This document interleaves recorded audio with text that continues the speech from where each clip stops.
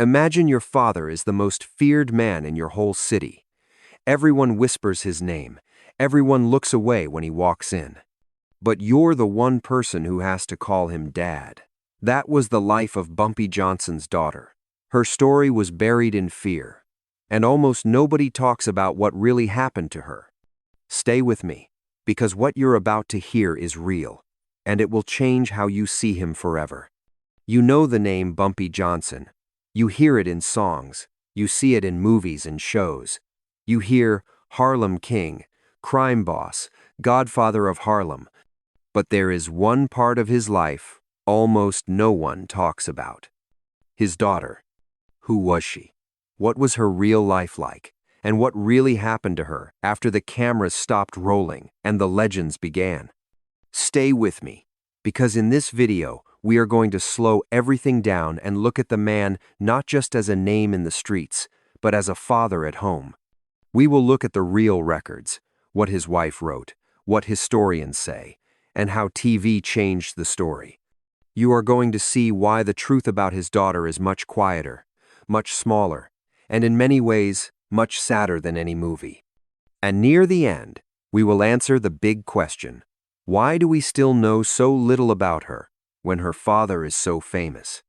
First, we need to go back, long before his daughter was born. Ellsworth Raymond Johnson, known to the world as Bumpy, was born in South Carolina in 1905. He got his nickname because of a small bump on his head. When he was still young, his family moved to New York, to Harlem. Harlem at that time was full of black families coming from the South, looking for work and a better life. Harlem, in the 1,920 seconds and 1,930 seconds, was music, jazz, poets, and nightclubs. But it was also poverty, racism, and crime. In that world, Bumpy rose fast. He worked with people like Stephanie Street Claire, a powerful black woman who ran numbers in Harlem. He had fights with white mob figures who wanted to control the same streets.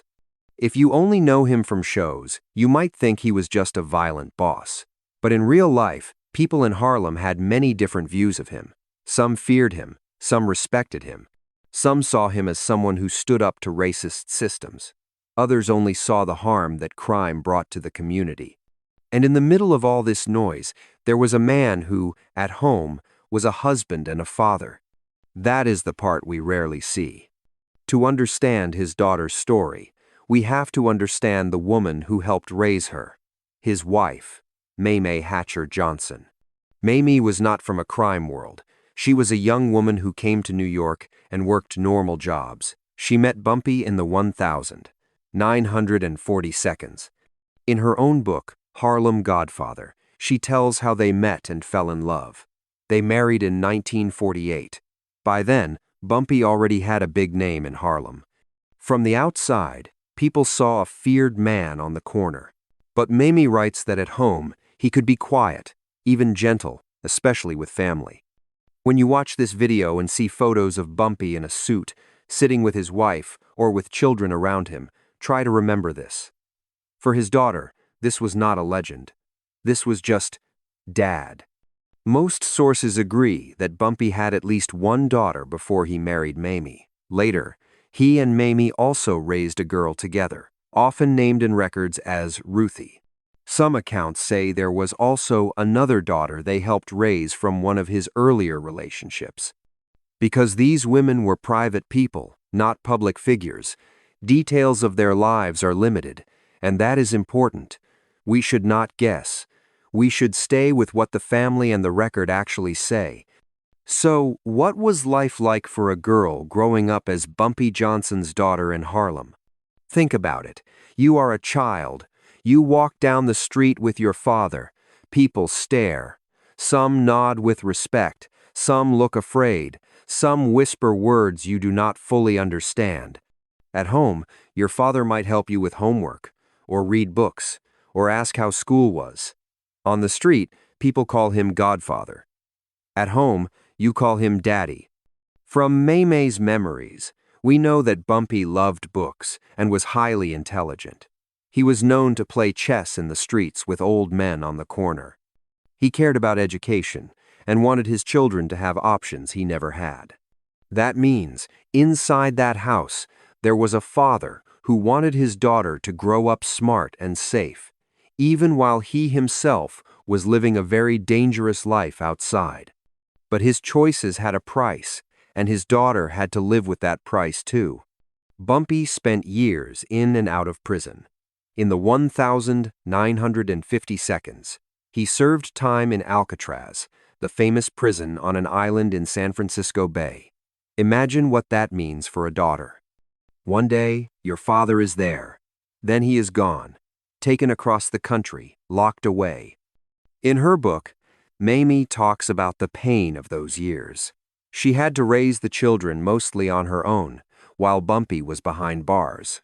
She wrote about keeping the home stable, making sure the children had clothes, school, food, and some sense of normal life. For his daughter, visits to see her father were not like normal family trips. If she saw him in prison, she saw him through guards, bars, rules, and checks. A father in a gray uniform, not a suit. That image stays with a child. Think of the message that sends. This man loves you, but the world has locked him away. While Bumpy was inside, Harlem was changing. Drugs like heroin began to spread in the 1,950 seconds and 1,960 seconds. Poverty remained deep. The civil rights movement was rising. For a young black girl in Harlem, this was the world. Protests, police, addiction in the streets, and at the same time, a culture filled with music, style, and pride. In that storm, Bumpy's daughter carried a heavy last name. Some children of famous men grow up proud of their father's reputation. Others feel ashamed or confused. Often, they feel both at the same time. With Bumpy's daughter, we do not have long, detailed interviews from her own mouth. That means we cannot honestly say exactly how she felt. What we can say is this: any child in that position lives in a kind of double world. At school, maybe teachers know your father's name. Some may treat you differently. Police may watch your house. Neighbors may talk. You may not know who is truly your friend and who just wants to be close to the power they think your father has. At home, you see another man. You might see him reading the newspaper, playing with you, offering advice, and laughing at small jokes. Your memories are not of a headline. They are of someone tucking you in at night. This tension is a key part of the untold story. Most of what we know about Bumpy's parenting comes not from his daughter herself, but from Mayme's book and from people in Harlem who remembered the family. They say he was very protective of his girls. He did not want them near the street life he was part of. He wanted them in school, kept away from corners and clubs, away from drugs and trouble. There is a deep irony here. A man whose name was tied to crime, trying to push his daughter away from crime. Many men like him had this same split. They believed they could walk in the dark so their children could live in the light. But life is rarely that simple. In 1963, after serving time, Bumpy came back to Harlem. The world had changed again. The civil rights movement was in full swing. Malcolm X was speaking. Harlem was restless. Bumpy's daughter was older now, trying to find her place in a city that knew her father's face, even if it did not know hers. For a few years, Bumpy lived back at home with his family. People remember seeing him walking through the neighborhood, older now, but still respected by many. At home, this was a chance for his daughter to have her father back in the house. But that time did not last long. On the 7th of July, 1968, Bumpy Johnson died from a heart attack in Harlem, in a restaurant. He was 62 years old. Just like that, the most powerful man in many people's eyes was gone. For his daughter, this is not a movie scene. It is not a dramatic end to a gangster film. It is the day her father died. After his death, his wife and daughter had to live with the shadow he left behind. There was grief. There was likely money trouble. There was also the constant weight of his name. When your father is gone, but his legend grows, it can feel like everyone is talking about a man you knew, but not the way you knew him. This is one reason we have to be careful when we ask, what really happened to Bumpy Johnson's daughter? There is no big public case, no huge scandal with her name on it that matches the size of her father's reputation. Instead, her life, from what we know, was mostly private, ordinary, and often difficult. Different reports say that Bumpy's daughter, Ruthie, grew up and later faced health issues. Some say she struggled with personal problems, as many children of famous and troubled men do.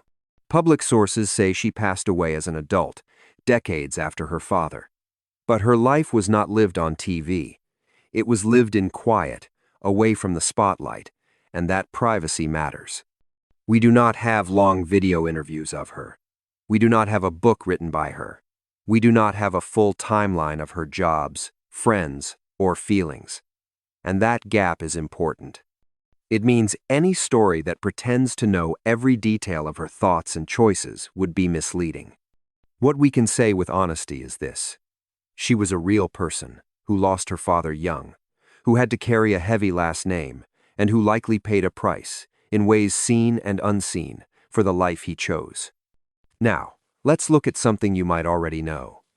How shows like Godfather of Harlem tell this story. In the series, Bumpy Johnson, played by Forrest Whitaker, has a daughter named Elise. She struggles with addiction. She becomes a symbol of Harlem's fight against drugs. Her story mixes personal drama with big social issues. It is powerful, but it is also TV. Writers of such shows change names, add scenes, and build characters by blending pieces of different real people. They do this for drama, for story arcs, for ratings. They do not claim to be pure history. That means that the daughter you see on screen is not a one-to-one copy of Ruthie or of any other real child of Bumpy Johnson. She is a mix. Some parts are inspired by real events. Other parts are fiction. This is where many people get confused. They ask, did Bumpy Johnson's real daughter do all those things? Did she really follow that exact path? The honest answer is no. The show does not tell her exact life. It uses her as a way to talk about larger problems: drugs in Harlem, broken homes, faith, and redemption. When we put the real, quiet life of Bumpy's daughter next to the loud, dramatic life of a TV character, we see a clear truth. Real life is often smaller and more hidden. It is filled with days that do not make good television, but that matter deeply to the people living them. So what really happened to Bumpy Johnson's daughter? From public records, from his widow's book, and from historians, we can say, she grew up in Harlem during some of the most intense years in Black American history. She had a father who was powerful in the streets but often gone, either on business or in prison. She had a mother who held the home together, tried to give her a normal life, and later told part of the story to the world. She lost her father when she was still young. She lived most of her life away from fame, even as her father's name became bigger in movies, books, and TV. And at some point later in life, she passed away, leaving behind far fewer public traces than the man whose blood she carried. The biggest untold part of this untold story is actually the silence. We do not know every detail, and we should admit that. In a world where people fake facts for clicks, it is important to say, here is what we know, and here is what we do not know. But even in that silence, there is a message. Behind every legend, some children who go to school, who sit in small apartments doing homework, who hear their parents fight, who feel police eyes on their door, who cry at funerals, who try to build a life that is their own, not just a copy of the family name. Bumpy Johnson's daughter was one of those children. When you see a photo of him holding a little girl's hand, or sitting with his family in a living room, remember this. For her, he was not a symbol. He was just a man she loved and lost. And that is the real heart of this story. Not a twist, not a shocking secret, but a simple truth that we often forget. Crime stories do not end with the man in the headline. They keep going in the quintet lives of the wives, the sons, the daughters who have to live with what is left. If you learned something new about Bumpy Johnson's family today, or if this made you see the legend differently, you might want to stay with this channel. We are going to look at more famous names and the families behind them, using real records, not rumors. Because behind every myth, there is a human story, and often, it belongs to someone like Bumpy Johnson's daughter, someone the world barely sees, but who carries the heaviest part of the story on their shoulders.